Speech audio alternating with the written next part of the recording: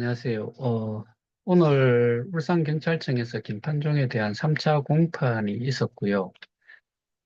저희가 예상했던 거하고 완전히 다르게, 변론 일정을 잡는 걸로 또 끝나버렸어요. 다음 변론은, 18일인가? 14일과 28일 이렇게 두 번이 잡혀 있는데, 정인 출석을 세명 그다음에 세명인가네명 이렇게 두 번으로 나누어 가지고, 정인 출석을 시킨 상태에서 재판을 하는 걸로 그렇게만 하고 그냥 끝나버렸어요. 저는 도무지 좀 이해가 되지 않고, 비대위 사람들도 당연히, 불만이 많죠. 근데, 어, 이게, 어, 저희가 사실은 재판에 대한 경험이 거의 없는 사람들이기 때문에, 그래서 이 경우를 보면서 개인적으로는, 피고인의 변호인들이, 어떤 생각을 가지고서 그렇게 하는지는 모르겠지만, 일단, 상황은 그렇게 전개가 되어 버렸어요. 그리고 그 4차 공판이 될 때는 여러분들이 잘 아는 송가병도 그 정회는 출석을 하는 것 같은데, 근데 여기에서 여러분들이 좀 이해하고 좀 넘어갔으면 하는 부분이, 일단은 공소 내용을 제가 지난번에도 한번 말씀을 드렸다시피, 그, 이 총책이라는 사람이 어떻게 보면은 주범이 될 것이고, 그 다음에 그 공소장에 열거가 되어 있는 사람들 대부분이 2019년부터 쭉 해오던 사람들, 사기로 따졌을 때는, 먼저 했던 가장 많은 그 사기 행각을 저질렀던 사람들은 한 놈도 어떻게 보면은, 기소조차도 아직 되지 않았는 걸로 저는 알고 있고, 송치만 된 상태에서 검찰로 넘어가 있는 상태라고 정도로 알고 있는데, 그러니까 그런 상태에서 수사가 좀 진행이 되고 있다.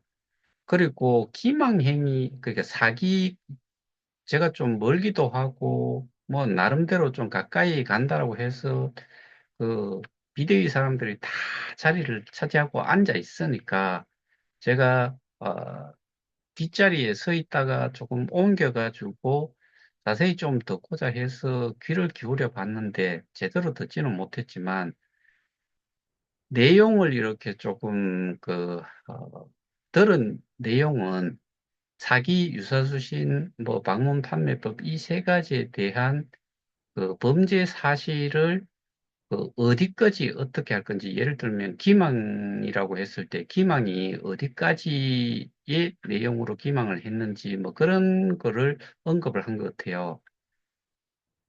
생각보다 재판장이 좀 법원 판사와 방청하고 있는, 방청석과는 거리도 좀 있는데, 이 마이크는 사용은 하지만은 잘 알아듣기가 힘든 경우가 있어요. 그래서, 사실 오늘 같은 경우에는 예를 들어서 저는 100% 그렇게 생각을 하고 가는 건데, 피고인을 변호하는 변호인단에서 공소사실 기준으로 해가지고 변론을 할 거다라고 생각을 했는데 그런 게 없었어요.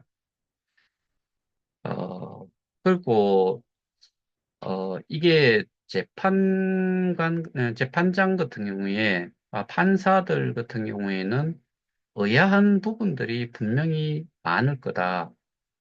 첫 번째로 한번 짚었던 게 바로 그 원금이 현금이냐 가상자산이었냐 이거를 물었었던 거고, 그 다음에 제가 어제 설명을 드렸다시피 이 사기라는 범죄 자체는 피해자가 돈을 예치를 하거나 스테이킹을 하거나 넣을 때, 그 시점까지 어떠한 기망을 해서 어떠한 내용의, 기망 내용이 어떤 거였는지, 그 시점도 넣을 때까지 이거를, 이야기를 해야 될 거예요.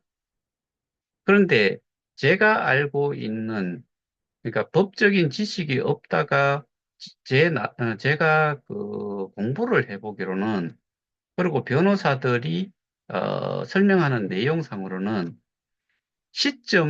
시점적으로 해가지고 피해자가 입금 또는 예치 또는 그 스테이킹을 하는 시점, 요때까지 이 기망행위를 해서 이 스테이킹 예치 뭐 이런 거를 할 때까지 확실하게 예치를 딱 했을 때 오전에 어떠한 기망을 해서 넣도록 했는지 이게 되게 중요하다라고 제가 말씀을 드렸잖아요.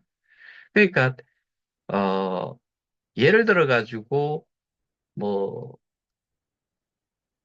피해자들이 그 피해를 봤다라고는 뭐 거들식으로 하면은 예치를 한 시점이 2019년도에 한 사람도 있고, 20년도에 한 사람도 있고, 21년도에도 1월부터 뭐 1월 달에 1, 2, 3, 4, 5, 6, 7, 8 해서 31일까지 쭈쭈쭈쭈 이렇게 가면은 그 기망행위를 한 내용 자체가 이게 어디까지를 잡아야 될지 사실 그것도 잘 모르고 대부분의 사람들이 그뭐 예를 들어가 이런 거 같은 경우에는 어 디지털 조선을 통해 가지고 뭐 거기에서 소비자 만족도 대상을 받았다는 K 스테디움이라는 그거 자체를 이야기하는 게 2022년 5월 달이었잖아요. 그러면은 그거를 가지고서 기망행위라고 한 사람들은 그 이후에 5월 뭐 예를 들어서 그 대상 수요가 선정이 되고 수여를 했던 시점이 5월 30이라고 하면은 6월 이후에 한 사람들은 스테이킹을 한 사람들은 이게 기망행위의 하나로 들어갈 수 있겠죠. 그러면 저 같은 경우는 2021년도 뭐, 한 11월 달, 그 다음에 2022년, 한 3월, 4월, 이때 좀 많이 했으니까, 그러면은 이거와 관련해가지고는 저한테는 또 해당 사항도 없어요. 그래서 이거 자체를 규명을 하는 게 되게 좀 어렵다. 근데 대부분 사람들은 이 내용조차도 잘 모르는 상태에서 스테이킹을 했고 다 했는데 이후에 뭐 그러니까 2021년도에 한 사람들이 2022년도에 그 뭐 K 스테디움이 나오고 그렇게 메인넷이 나오고 뭐가 나왔을 때 어떠한 뭐 메리트 있고 우리한테 어떠한 수익이 있고 뭐 별의별 이야기를 했다라고 했을 때 이거는 또 사기의 기망행위에 해당이 되지가 않아요. 그 다음에 요 시점, 돈을 넣는 시점에서 내가 넣었을 시점이 2021년 11월 달이라고 했을 때, 요 시점에 KOK 재단에서 그거를 원금을 돌려줄 수 있는 그런 게 있냐, 없냐, 이런 게 되게 중요한데, 줄 수 있느냐는 문제를 놓고 봤을 때는 원금, 지금 현재 상태도 저는 100% 그렇게 생각을 해요. 무조건 하고 해지를 하면은 돌려받을 수 있어요. 근데 여기에서 계속 문제가 되는 거는 내가 현금을 얼마를 넣었는데 그 값어치만큼의 뭐, 그들은 심지어는 현금이라고, 스테이킹을 현금이라고 했다고 하니까 현금을 그대로 1,000만 원어치를 넣었으면 1,000만 원어치를 받아야 되겠다는 그런 주장이니까 여기에서도 완전히 이 내용이 뭐 맞지가 않다. 어제 제가 설명드렸다시피 현금은 금액 보장이 되는 거지만은 이 가상자산은 수량 보장밖에 안 된다. 가치 보장이라고 잘못 짓거린 그 한 사람.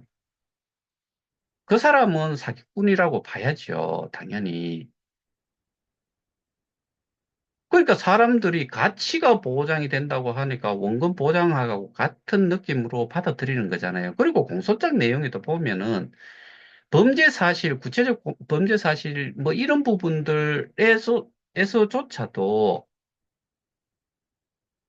그 재단 소속에 있는 사람, 그 경영진으로부터 지침을 받아가지고 홍보를 하고 뭐 소개를 하고 설명을 한 사람은 누구냐. 이런 식으로 나오면서 대부분의 그 범죄 사실에 희망 행위를 한 내용들이 누가 설명을 했느냐라고 돼 있는 게 그 한 사람이에요.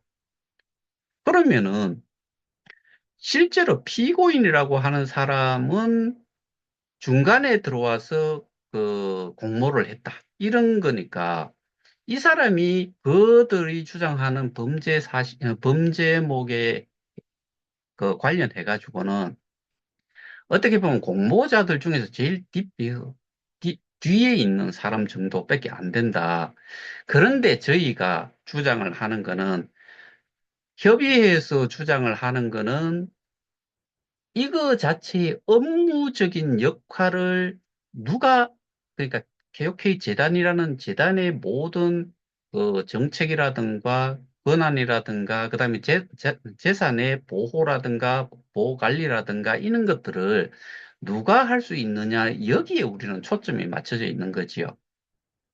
그러다 보니까 이거는 개인적인 사기를 이야기를 하자면은 사람별로 피해자들별로 이 시점이 피해를 당한 시점이 다 다르다 이거예요.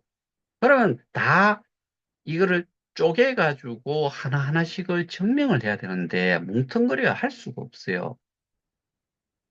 제가 알고 있는 이 사기에 대한 정의가 실제로 기망행위를 해가지고 피해자들이 돈을 넣도록 한, 그 사이에 기망행위를 한 게 있을 경우에, 그 다음에, 어,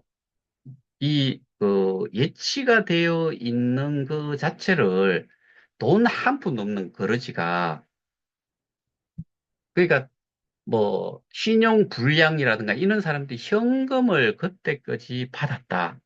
그럼 그 사람은 이거를 돌려줄 수 있는 게 사실은 상황상으로 안 되는 거지요.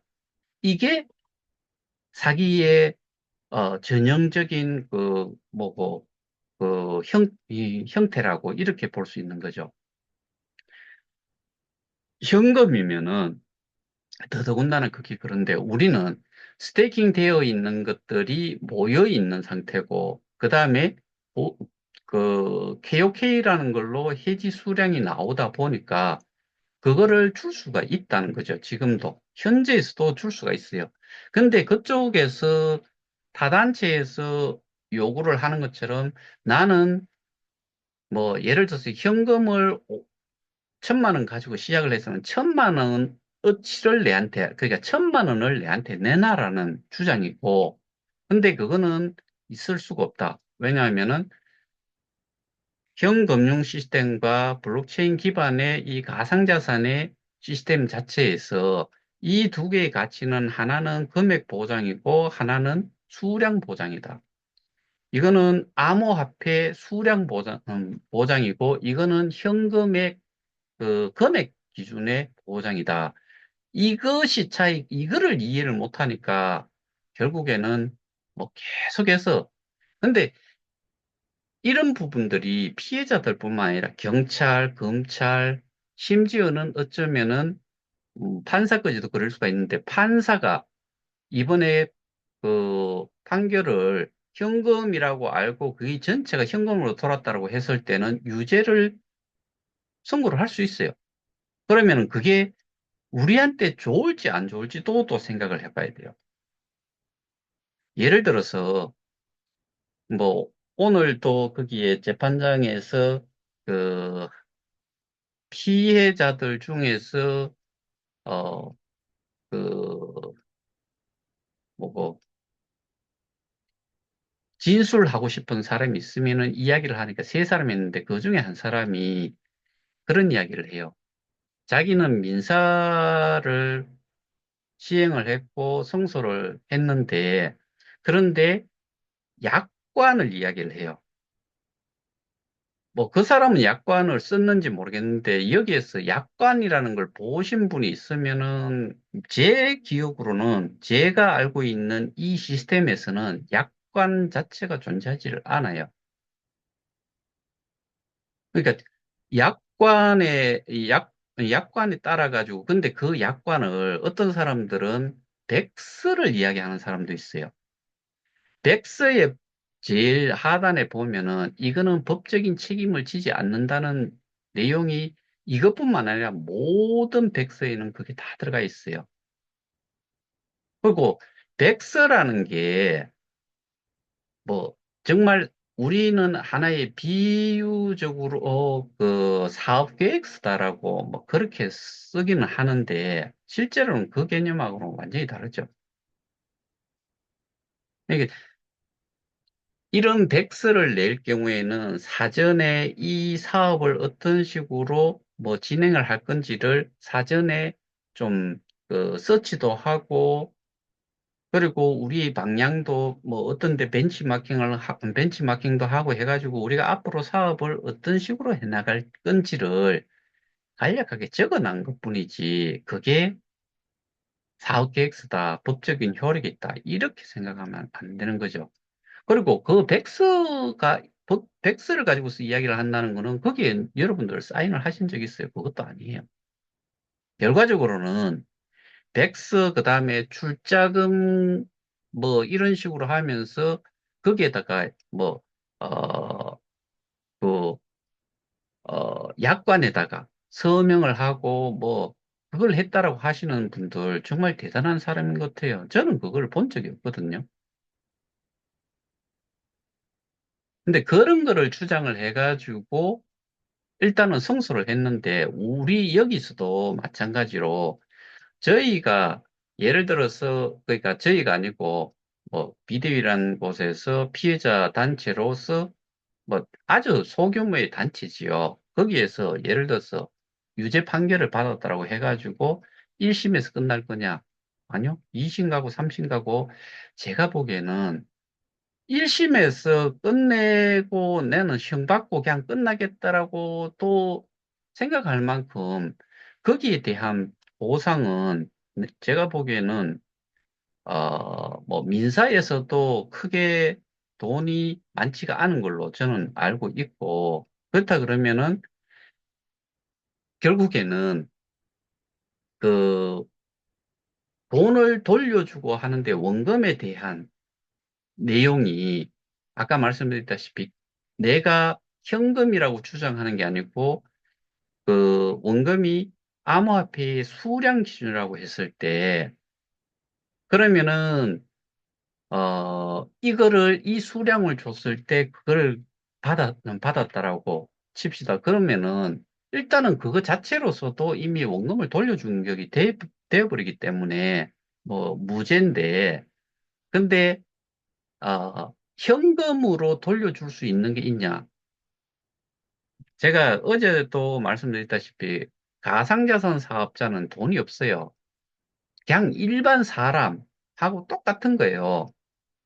제가 그런 이제 그 암호학을 좀 전공을 하고 소프트웨어 관련된 지식이 있다 그러면은 앱을 하나 만들어서 내가 개인적으로 그냥 집구석에 이렇게 처박혀 가지고 앱을 하나 개발을 하든, 뭐, 내가 100% 못하겠으면은 일정 부분 도움을 좀 받아가지고 돈 조금 들여갖고 몇백만 원 이렇게 들여가지고 앱 하나, 만들고 거기에서 암호화폐를 발행을 하면 돼요. 이 D앱의 기축통화 뭐를 해서, 뭐, 예를 들어 제가 허재백인데, 여기에 이 그 기축통화는 100이다. 라고 해가지고 그냥 발행을 하면 돼요. 그러면 제가 돈이 어마어마하게 있고 사업을 하는 데에 어떠한 재정적인 뭐 재정적으로 엄청난 돈을 가지고서 할 수 있느냐? 절대로 D앱을 운영을 하는 사업자들은 다 거지들이에요. 실제로는 돈이 없다라고 봐야 돼요. 근데 뭐 제가 이런 것 때문에 지난번에 주식회사 미디움이라는 데에서 70억의 매출을 올렸다. 그 KOK 재단으로부터 70억의 매출을, 그러니까 70억 정도를 받은 걸로 알고 있다. 이런 이야기가 말이 안 된다는 거죠. 그리고 재단에서는 실제로 돈 관리를 하지 않죠.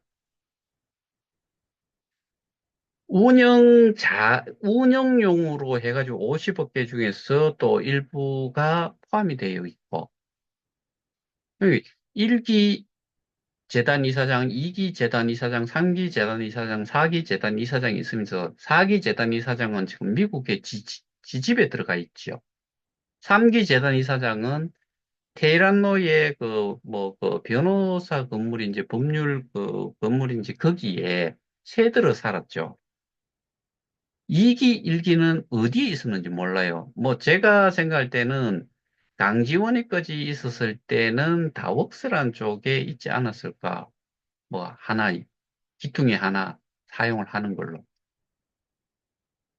그러니까 재단에 수백 명의 직원이 있는 게 아니고 직원이 필요 없어요. 여러분들 이거 보시다시피 앱에서는 정상적으로 작동이 되고 뭔가 이게 오류가 좀 생기고 하면은 그걸 트러블 슈팅 한 다음에 업데이트 시키는 식으로 프로그램을 주면은 그거를 다운을 받아가지고 재인스톨을 하고 뭐 이렇게 하는 거죠. 그러니까 사람들이 내가 실제로 현금을 내가 실제로 개오케이 플레이 앱에 있는 내 지갑, 그 다음에 거래소의 그 지갑, 이런 것들을 현금을 가지고서 암호화폐를 산 다음에 그거를 내 거기에 있는 지갑에다가 넣어놓고 그거를 다시 출금을 해서 다른 쪽으로 옮기고 또 옮긴 다음에 거기에서 개오케이를 사기 위해서 기존에 샀던 거를 팔고 개오케이를 사가지고 다시 내 개오케이 플레이에 있는 내 지갑으로 보내고 이런 행위들을 하면서 거기에서는 이미 암호화폐만 움직이는데 직접 스테이킹을 할 줄 모르는 사람들은 돈을 줬어요. 도와주는 사람한테. 그러다 보니까 그 현금들이 재단에 쌓여 있을 거다라고 착각들을 하고 있으니까 그러면은 저렇게 해가지고 뭐 그 배상 명령이 떨어지고 얼마를 해라라고 했을 때, 그러니까 방어하는 입장에서는 니들이 언제 현금을 갖다 넣었는데, 현금을 갖다 넣었다는 증빙 자료를 가지고 와라라고 하면은 이 세상에 한 사람도, 단 1명도 현금을 넣었다는, KOK 재단에다가 현금을 넣었다는 증빙 자료를 한 사람도 저기 찾을 수가 없을 거예요. 실제로 없어야 되는 게 정상이고요. 그러면은 어, 원금을 돌려줘라. 그러면은 원금을 돌려주는 입장에서는 그래, 네 그 휴대폰 가져와봐. 네그 개옥회의 지갑에 있는 네 정보에 들어가 가지고 채굴이라는 버튼을 누르고 거기에서 하단 우측에 보면은 해지라고 있으니까 해지 눌러봐. 그럼 쭈루룩 나오는 게 뭘로 나와요? 개옥회의로 나올 거예요. 그럼 네 원금 다 받아갔네. 그 다음에 보상도 이미 주어졌으니까 네 지갑이 고스란히 남아있네. 이거 가지고 가면 되네. 끝이에요.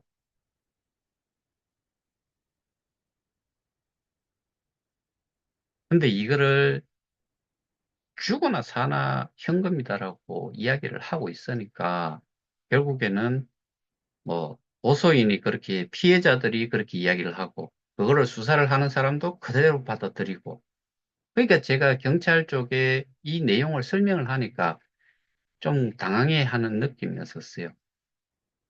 솔직히 쪽팔리잖아요.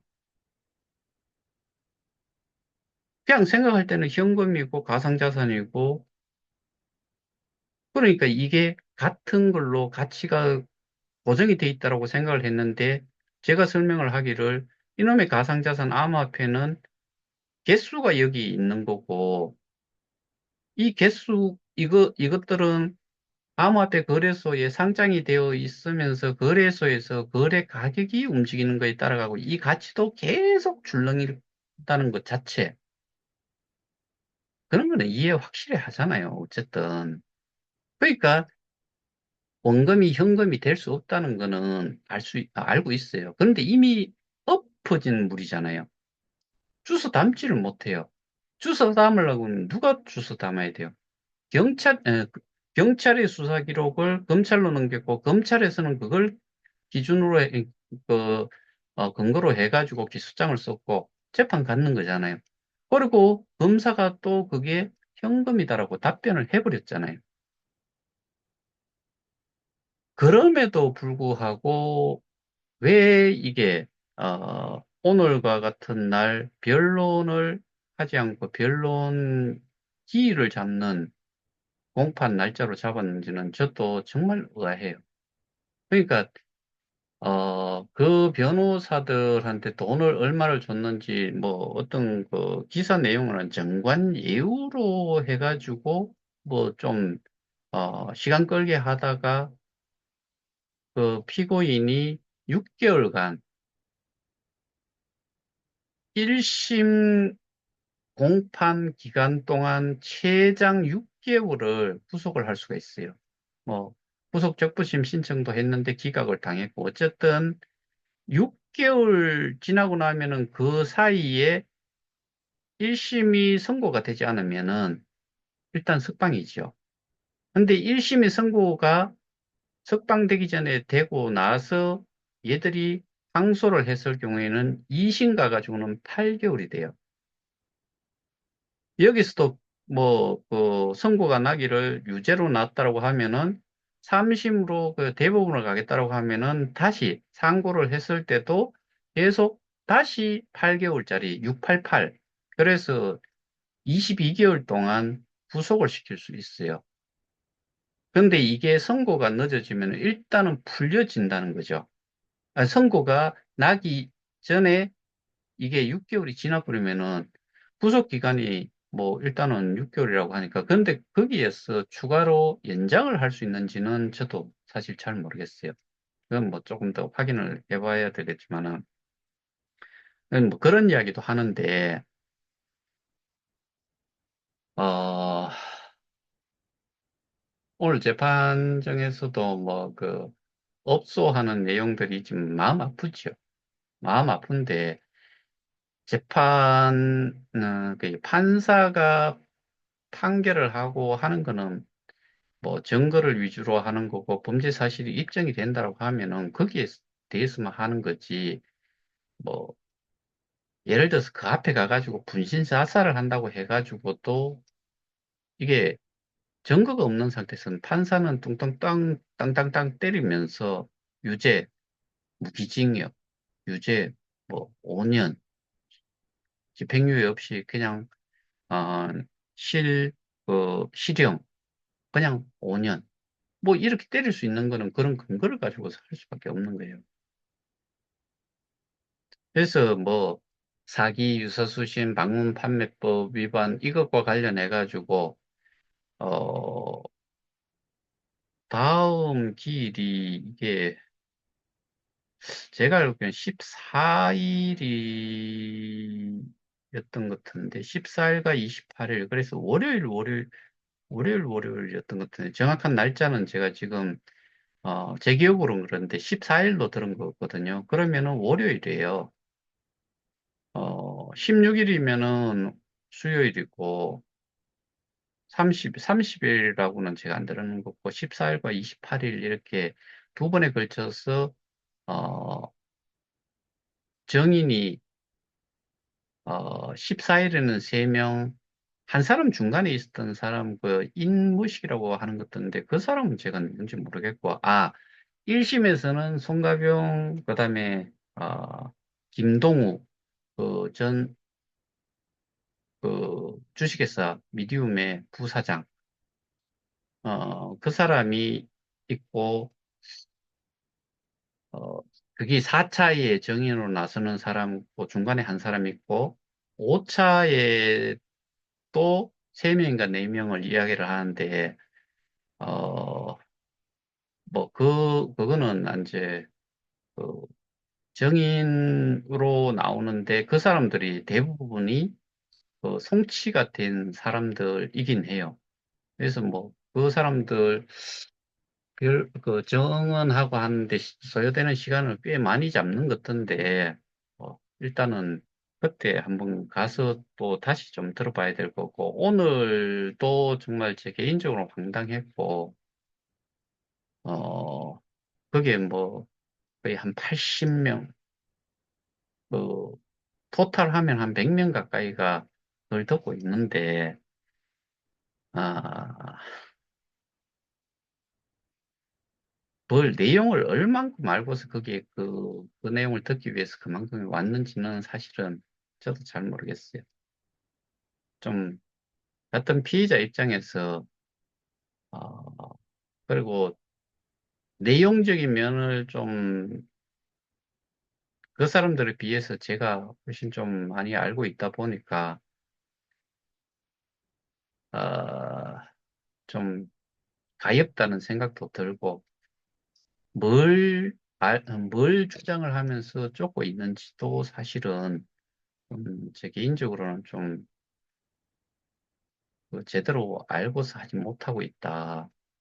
그래서 그냥, 아, 제발 좀 도와주십시오. 그런 심정이었을 것 같다는 생각밖에 안 듭니다.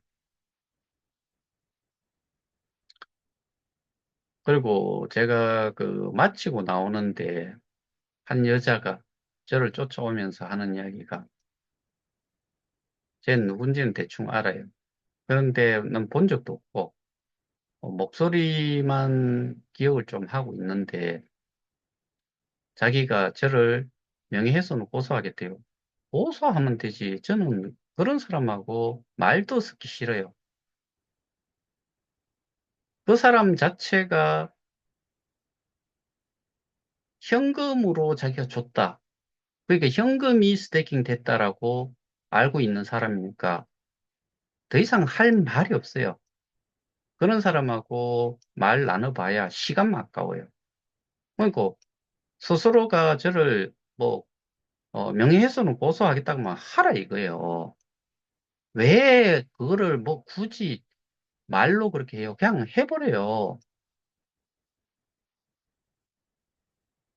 그리고 분명히 이야기하지만은 그런 사람들이 저하고 뭔가 이야기를 좀 나누고 저에게 법적으로 뭔가 고소를 하고 싶다 그러면은 네 스스로 좀 공부를 좀 하고서 그러고 나서 내가 쪽팔린다는 게 생각이 되면은 그제서는 그런 소리도 안 나올 건데 거기서 지금 주장을 하는 것 자체를 자기 스스로가 모르기 때문에 더 이상은 전부 다 깜깜한 거잖아요. 그냥 주워 들었는 것들. FBI 자기가 직접 신고를 하는데 그 내용을 작성을 했느냐? 아니죠. 자기가 내한테 이야기를 했잖아요. KOK로 송금한 최액이 있으니까 그거를 FBI에서 전화가 왔다. 그래서 저한테 연락을 줬고, 그리고 추가로 저걸 신고를 하고 케이스 넘버를 받으면은 버지니아 쪽으로 좀 넘겨달라. 그것만 한 거잖아요. 비대위하고도 이야기를 나눠봤다. 저하고도 이야기를 해봤다. 그래서 자기는 삼자의 이야기를 다 들었기 때문에 지 혼자 제일 많이 알 거다라고 생각을 하는데, 제가 그 사람하고 더 이상 이야기를 안 하기로 한 건, 그 사람은 현금이 원금이다라고 생각을 하고 있는 사람이니까, 그래서 더 이상 좀 아프다 해서 제가 좀, 어, 개인적으로는 이 스트레스를 좀 덜 받고 답답한 감이라도 좀 없어지면 그게 결국엔 스트레스니까 그거를 좀 완화해 주기 위해 가지고 제가 연락을 해 주는 거고 케이스 넘버를 받아줬기에 거기에 대해서도 조금 감사하다는 마음에서 해 줬는데 되게 제 개인적으로는 싸가지가 없는 거지요. 그러니까 네가 내한테 나를 상대로 뭐 명예훼손이든 뭐든 고소를 하고 싶으면 해라. 그리고 나는 누구라고 그 이름을 지정을 한 적도 없고, 그러니까 네 스스로 뭐 발질이고 뭐 네 스스로 쪽팔렸다라고 하면은 그걸 가지고서 그냥 고소해봐. 그냥 고소하면 돼. 난 뭐 지금까지 계속 그걸 했으니까. 뭐 송가병이, 김판종이, 뭐 명배영이 전부 다 고소했고, 난 거기서 뭐 변호사도 없이 대응을 해왔으니까. 내가 그거 다 해줄 테니까 변호사 사가지고 없는 돈에 변호사 사가지고 한번 또 해보라고요. 아, 일단 뭐 그런 거는 전혀 겁도 안 나는 게 어, 전혀 해당 사항도 없고 또 하나는 심지어는 그 비대위라는 데에서는 제가 이런 올린 내용을 가지고서 뭐 구속 수사를 해야 된다. 거기에 대한 찬반 투표도 하고 뭐 그런 집단인데 뭐 볼 게 뭐 있어요. 제가 거기 법정에 들어가니까 하는 이야기가 위정죄로 뭐 구속해야 된다. 뭐 허재배기를 그렇게 이야기하는데 제가 정언도 하지 않았는데 위정죄로 뭐 구속을 해야 된다.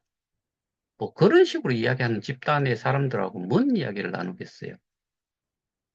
어디서 주워 들은 거는 있고 성질은 나는데 아는 거는 없고. 그러니까 지 성질대로 짓거리였는데 그거는 하나도 해당 사항이 없는 거죠. 그러니까 최소한 공부를 좀 하든지 정말 내가 이 스테이킹을 뭘로 했는지 그때까지 몰랐다고 하면은 지금 자료들 다 찾아보면은 스테이킹 하는 절차 유튜브 영상으로도 엄청나게 나와 있어요. 그럼 그걸 할 줄 모르는 사람들이 현금으로 스테이킹을 했다라고 이야기를 해요. 현금으로 스테이킹 했다는 용어를 쓰는 데는 전 세계에 하나도 없어요. 스테이킹에서 움직이는 거는 암호화폐밖에 안 움직여요. 그러니까 스스로가 너무나 무식하다는 것 자체가 그런 공부를 한번 해보면은 제가 지금까지 이야기한 거에 대해 가지고 부끄러움을 엄청나게 느낄 건데 심지어 뭐 거기에 하나는 제 영상이 한 시간짜리면은 3분 듣고 저 사람이 뭔 이야기를 하는지 다 알 것 같고, 그래 볼 필요도 없다라고 그렇게 주장하는, 오늘도 가니까 눈깔이 이래 해가지고 지 혼자 뭐 저 멀리서 보고 있더라고요. 그리고 거기에서는 뭐 사람들끼리 뭐 저 새끼가 허재백이라고 이야기했는지 저게 허재백이라고 하는지 뭐 그런 이야기도 지들끼리 하고 뭐 그랬다 그래요. 제가 안 들었으니까 괜찮은데. 그러니까 성질은 좀 내고 싶은데 내용상으로는 아는 게 없고 그러니까 답답하겠죠. 답답하면 공부라도 좀 하든지 실제로 해보면 또 가장 쉽게 이해를 할 수 있는 건데 해보지도 않은 사람들이 무조건 하고 현금으로 자기들은 예치를 했으니까 현금으로 내놔라 이런 이야기고 제가 아, 잠시만요. 오늘은 뭐 시간이 좀 그러니까 내일쯤 이더 스캔을 가지고서 제가 좀 설명을 좀 간단하게 좀 드릴 내용이 있어요. 그러면은 여러분들이 좀 이해를 하는데 좀 도움이 안 되겠나 싶어가지고 그러는데 제가 왜 그 이야기를 하나 하면은 우리가 50억 개 중에서 뭐 35억 개 그게 또 예전에는 25억 개, 10억 개 이렇게 돼 있다가 이게 또 막 갈려져 가지고 어 25억 개가 10억 개에 5억 개 3개로 나눠지고 뭐 그랬는 게 눈으로 확인이 돼요.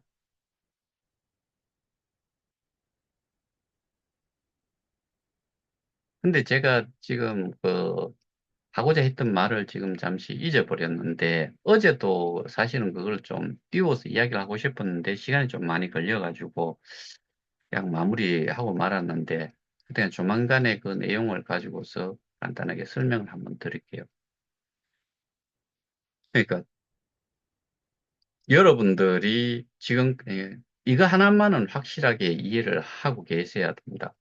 내 지갑에 내가 지금 이야기하는 내 지갑이라고 하는 거는 통장에서 이야기하는 계좌, 계좌번호가 아니에요. 어드레스, 주소예요. 우리가 통상적으로 이야기하는 통장 계좌는 어카운트라고 해요.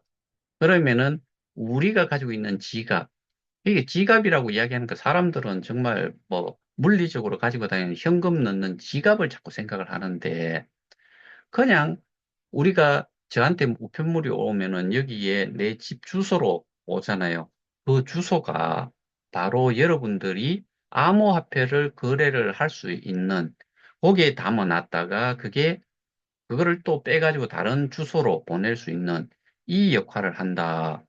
그래서 거기에 들어올 수 있는 거는 현금이 될 수가 없다. 처음부터. 뭐 이해 못하면은 나는 등신이요. 그러고 마세요. 그런데 분명히 암호화폐가 돌아다닐 수 있는 거는 그 어드레스 간에만 이동이 가능해요. 그렇게 말씀을 드리면은 현금이 아니면 확실하게 아시겠죠. 그리고 공부를 해보시면은 스테이킹을 어떠한 절차에 따라가지고 제가 그것도 정말 많이 설명을 드렸어요. 근데 아직도 현금이 원금이다. 그리고 현금으로 스테이킹을 했다. 그리고 심지어 뭐 그 재단이 재정도 안정적이지 못하면서 뭐 이런 말이 어디 사용이 될 수 있어요. 쪽팔리는 일이죠, 사실은. 그래서 뭐 오늘은 그 3차 공판에서 들을 내용은 없었다. 그런데 4차 공판 때는 여러분들이 정말 꼴도 보기 싫은 사람들도 얼굴을 볼 수 있다. 그때 한번 뭐 그 정인들은 법정에 지금 구속돼 있기 때문에 심판종은 바로 그 연문으로 들어오지만은 그 법정 안에 있는 연문으로 대기해 있다가 그쪽으로 나타나지만은 나머지 사람들은 정인들은 전부 다 방청석 쪽에 앉아 있다가 정인 누구 나오세요 하면은 나갈 사람들이기 때문에 그날 되면 또 뭐 기대에서는 또 난리 날 수 있겠죠. 근데 우리는 참석을 하더라도 그냥 지켜만 봅시다. 이게 결코 우리한테 뭐 이로운 게 안 되니까.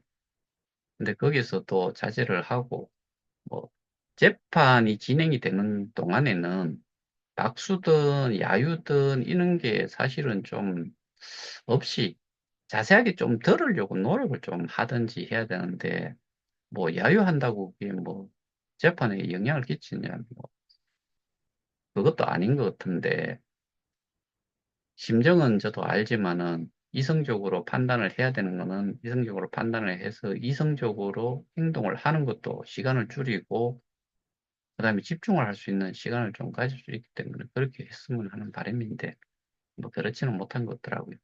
오늘은 여기서 마치도록 하겠습니다. 감사합니다.